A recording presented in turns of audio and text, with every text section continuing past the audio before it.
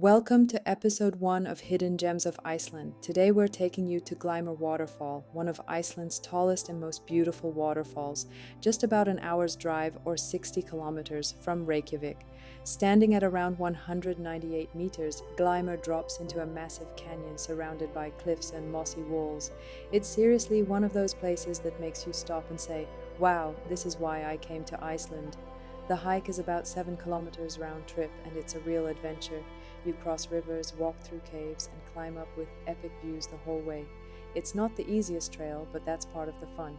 And when you finally reach the top and see that waterfall drop almost 200 meters into the canyon, it's absolutely worth every step. The best time to go is late spring to early autumn when the trail is open and safe to hike. Just bring sturdy shoes, water, and your camera, because this hike is one you'll want to remember.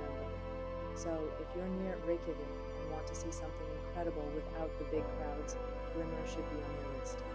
Thanks for watching. Don't forget to subscribe. Next time, we're heading deeper into Iceland for another hidden gem most travelers miss.